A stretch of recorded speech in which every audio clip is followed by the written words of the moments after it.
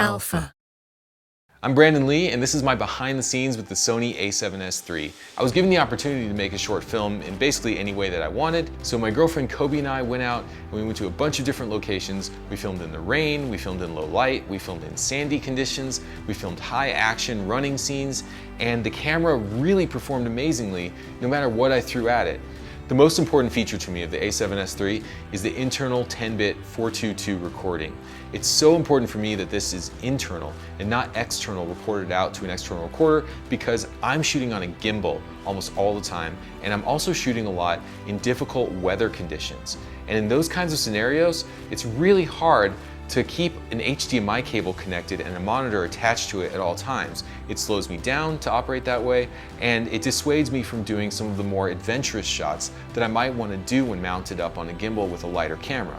I am a run and gun shooter, which means I need a camera that I can just pick up out of my backpack and start shooting with without having to rig up a big cage and a bunch of accessories. Because if I have to slow down to do all those extra steps, I'm gonna miss the shot. So the a7S III is the perfect camera in that regard because it has the ProRes quality internal recording, it has a flip screen monitor that I can view from any angle, and it has weather sealing. And another feature that's super important to me as a run and gun shooter is in-body image stabilization, also known as IBIS. And the IBIS on the a7S III has been improved. They've added active mode. Now this mode is mostly useful for when you're trying to get a static shot with a telephoto lens. There is a bit of crop in active mode, which you should be aware of, but to me, the crop was well worth it to get those shots as steady as I got them. For my gimbal shots, I switched back to standard image stabilization, which worked better for shots with a lot of panning, tilting, and other camera movement, because gimbals aren't perfect, especially when you're walking on rough terrain, so that standard image stabilization was good enough to smooth those bumps out and give me glassy smooth gimbal movements. Another feature that's super important to run and gun shooters is the autofocus, and the a7S III has improved it quite a bit.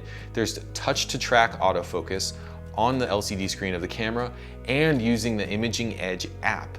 Additionally, one really cool thing about the autofocus now is that it intelligently chooses the method of tracking that it uses. So for instance, you can start by touching to track your subject, and then when it detects the face of your subject, it will switch over to face detection. And if your subject gets close enough to camera that both eyes can't stay in focus, then it will switch over to eye detection autofocus, and it will choose an eye and focus on that eye for you. When I'm shooting on a gimbal, I can't also be pulling focus. It's just too many things to do at once. So being able to trust the a7S III to do that for me in most situations is really valuable. And one thing that I found super impressive is that the autofocus actually still worked even by moonlight. When I was filming Kobe out in the desert under a full moon, I wanted to do this shot that started way back behind her with the moon up in the sky and then pushed into her face, rotating around her body.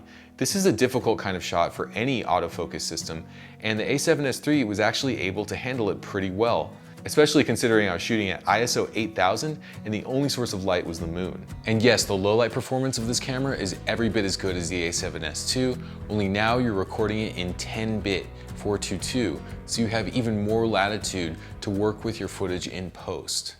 4K 120p is a big feature of this camera, and I used it quite a bit on the shoot because for the first time, I'm able to record at 120p with no loss in image quality because it records 4K 10-bit 422, and you get to keep your face detection and your eye detection. The autofocus is just as good in 4K 120p as it is in 24p. So instead of having to be my own focus puller, I can remain in the role of director and shooter, which is where I want to be.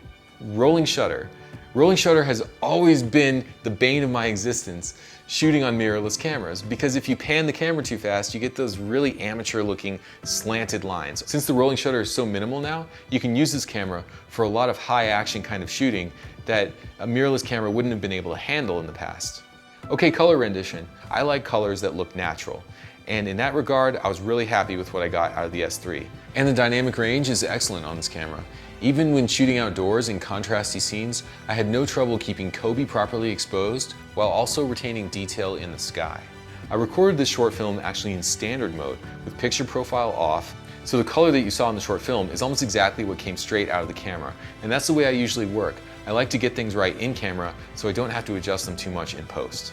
But if you want to have the absolute most control over your image possible, you can shoot in log, and because it is 10-bit 422, you have the full spectrum. You're not going to have blockiness, you're not going to have banding or any of those issues with this camera. Editing my footage from the S3 was overall a breeze because it records in an all intra format. Basically, if your machine can handle ProRes, it can handle what comes out of the A7S III.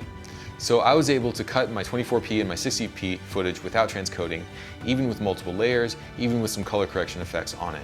I had a total blast shooting with the A7S III, and I have no reservations about recommending it to anybody who wants to shoot cinematic footage in a run and gun style. So thanks again to Sony for this opportunity, and I look forward to using this camera for my own filmmaking for many years to come.